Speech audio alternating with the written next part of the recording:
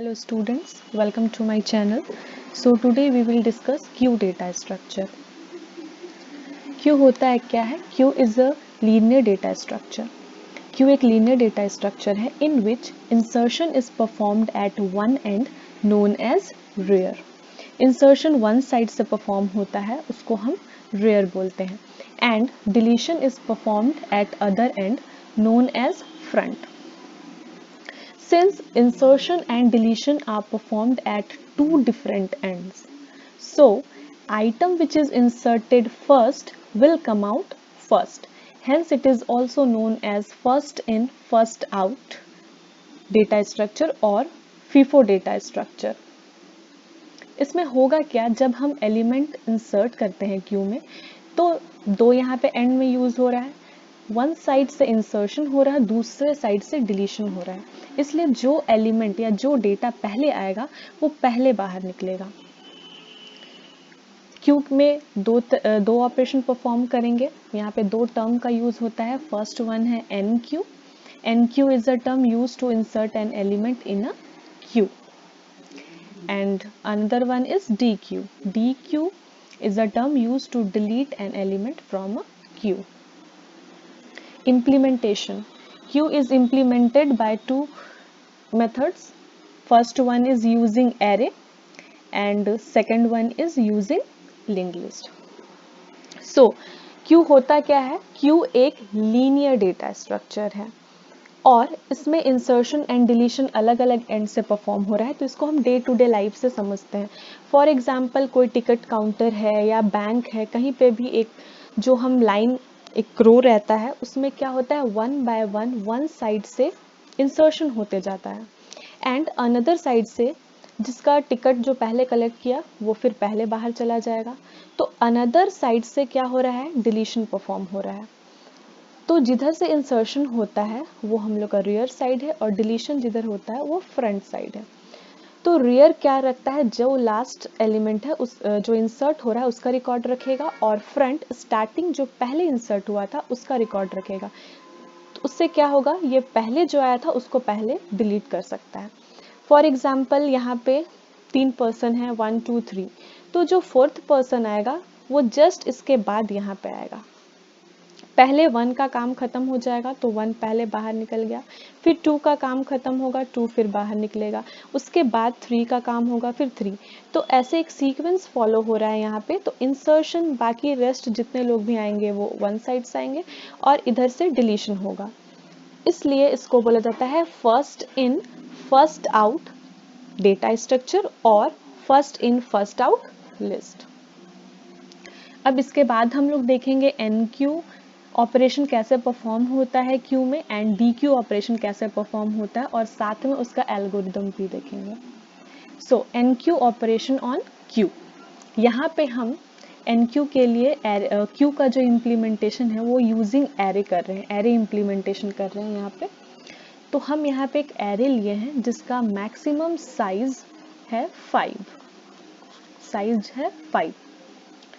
और स्टार्टिंग में always rear और फ्रंट -1 होता है जो डिनोट करता है ये क्यू क्या है, एम्प्टी है.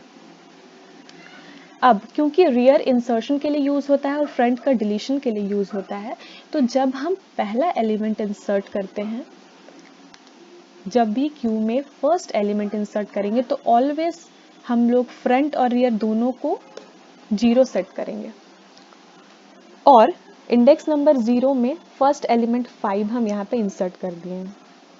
ये 1 एलिमेंट क्यू है.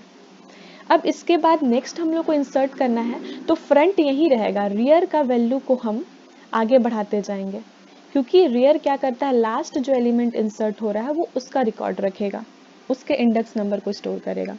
तो जब सेकेंड एलिमेंट हम स्टोर करेंगे तो रियर का वैल्यू बढ़ के 1 हो जाएगा और क्यू के फर्स्ट पोजिशन में 10 हम इंसर्ट कर दिए. तो ये 2 एलिमेंट क्यू है. नेक्स्ट 3 एलिमेंट क्यू के लिए हम क्या कर रहे हैं, रियर का वैल्यू बढ़ के इंडेक्स नंबर 2 में पहुंच गया है और 2 में हम 15 इंसर्ट कर दिए. अभी फ्रंट 0 में ही है. ऐसा करते करते लास्ट में हम लोग क्या करेंगे, जब सारा एलिमेंट फुल हो जाएगा तो फ्रंट यहाँ पे 0 है और रियर 4 में पहुंच गया. ये सिचुएशन है क्यू फुल. अब यहाँ पे क्यू फुल हो गया है, तो क्यू कब फुल होगा, जब रियर का वैल्यू जो भी मैक्सिमम साइज है -1, तो यहाँ पे मैक्सिमम साइज 5 है, 5 - 1 दैट इज 4। तो जब मैक्सिमम साइज -1 में आ जाएगा, इसका मतलब है क्यू फुल हो गया है, अब इसमें इंसर्ट नहीं कर सकते हम। एनक्यू ऑपरेशन जो परफॉर्म करते हैं at a time 1 element insert करता है वो क्यू में। तो इसका एल्गोरिदम देखते हैं कैसे वर्क हो रहा है। सबसे पहले तो हमको वो सिचुएशन ढूंढना है जब हम क्यू में एलिमेंट इंसर्ट नहीं कर सकते हैं। तो ऐसा कब पॉसिबल है, जब रियर का वैल्यू मैक्सिमम साइज -1 हो जाएगा, दैट इज 4। तो जब ये 4 हो जाएगा, अभी मैक्सिमम साइज 5 है इसलिए 4, अगर मैक्सिमम साइज 10 होता तो उसके लिए 9 होता। तो then print queue is full and exit, तो हम प्रिंट करेंगे क्यू फुल और यहाँ से एग्जिट कर जाएंगे। नेक्स्ट, अब हमको ये देखना है, जब ये वाला कंडीशन फॉल्स हो जाता है, क्यू फुल नहीं है, इसका मतलब हम क्यू में इंसर्ट कर सकते हैं। अब हमको ये देखना है कहीं वो फर्स्ट एलिमेंट तो नहीं है जो हम इंसर्ट कर रहे हैं।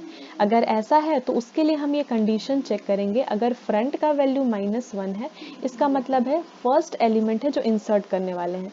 तो रियर और फ्रंट दोनों को 0 में सेट करना होगा, तो फ्रंट इज इक्वल टू 0 और रियर इज इक्वल टू 0। तो दोनों को हम 0 इंडेक्स नंबर, यहाँ पे दोनों का वैल्यू 0 आ गया है, क्योंकि 0 इंडेक्स नंबर में हमको एलिमेंट इंसर्ट करना है।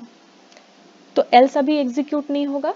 तो थर्ड स्टेप में फिर हम लोग क्या करेंगे, क्यू के रियर पोजीशन में, तो ये हम लोग का क्यू है उसका रियर पोजीशन, क्योंकि यहाँ पे हम रियर का वैल्यू 0 था, तो क्यू के 0 पोजीशन में हम आइटम जो भी डेटा या एलिमेंट है जो इंसर्ट करना चाहते हैं वो यहाँ पे लिख सकते हो। यहाँ हम 5 इंसर्ट कर रहे हैं, तो यहाँ पे क्या आ गया 5। अब जब हम नेक्स्ट उसके बाद एलिमेंट इंसर्ट करेंगे तो एल्स पार्ट में जाएगा, क्योंकि फ्रंट का वैल्यू, अब जब हम सेकंड एलिमेंट इंसर्ट कर रहे हैं तो फ्रंट का वैल्यू 0 है, तो ये कंडीशन फॉल्स हो जाएगा। तो एल्स में जाएगा, अब हमको सिर्फ रियर को आगे बढ़ाते जाना है, फ्रंट हमको पहला एलिमेंट मिल चुका है, तो रियर का वैल्यू 0 से 1 हो जाएगा और फर्स्ट पोजीशन में 10 आ गया। फिर अगेन हमको फिर एलिमेंट इंसर्ट करना है, तो रियर का वैल्यू 1 से 2 करेंगे, फिर 2 से 3 करेंगे, ऐसे करके वो आगे बढ़ते जाएगा। कब तक, जो last maximum size -1 index number का साइज है वहां तक। तो ये हो गया algorithm to insert an element in queue. अब हम लोग देखेंगे डीक्यू ऑपरेशन, कैसे डिलीट करते हैं क्यू से एलिमेंट को। यहाँ पे एक एग्जाम्पल कंसिडर कर रहे हैं, यहाँ पे क्यू फुल है, रियर का वैल्यू 4 है और फ्रंट का वैल्यू 0 है। अब यहाँ डिलीशन भी at a time 1 element delete होता है, तो अगर हमको 15 डिलीट करना है तो पहले हम 5 डिलीट करेंगे, 10 करेंगे, फिर 15 करेंगे। अब 1 बाय 1 देखते हैं कि डिलीशन कैसे परफॉर्म हो रहा है यहाँ पे।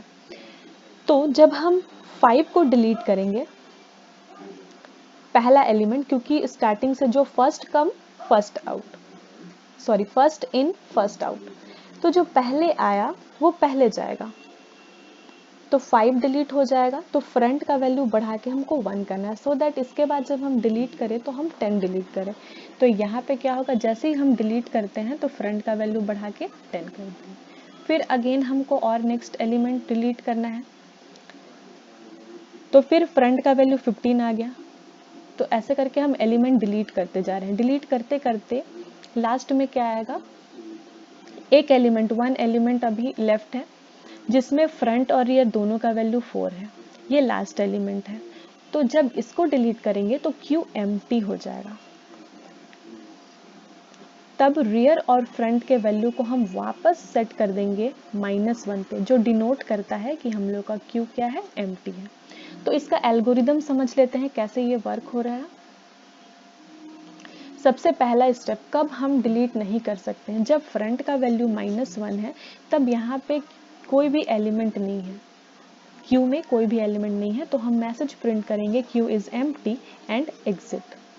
अगर ऐसा नहीं है तो फिर हम बताएंगे कि कौन सा एलिमेंट, आइटम, कौन सा एलिमेंट हम लोग डिलीट करना चाह रहे हैं। तो एक वेरिएबल में हम क्यू के फ्रंट पोजीशन, जैसे पहला एलिमेंट था 5, तो हम डिस्प्ले करके बता दे रहे हैं कि 5 है जिसको हम डिलीट करने वाले हैं। उसके बाद डिलीट तो कर देंगे, तो फ्रंट का वैल्यू को आगे बढ़ाना होगा।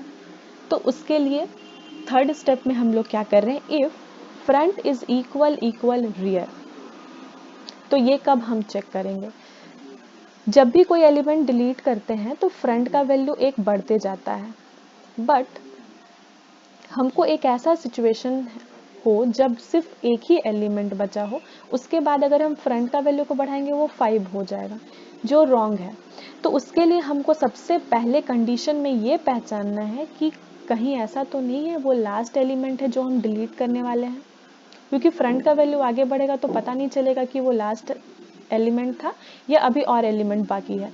तो उसके लिए कंडीशन है कि जब फ्रंट और रियर दोनों इक्वल हो जाता है, इसका मतलब है कि वो एक ही एलिमेंट बचा हुआ है क्यू में जिसको हम डिलीट कर रहे हैं। तो जब ऐसा कंडीशन आए कि फ्रंट रियर के बराबर हो जाए, तो हम फ्रंट और रियर दोनों को -1 सेट कर देंगे, जिससे हम लोग का क्यू एम्प्टी हो जाएगा।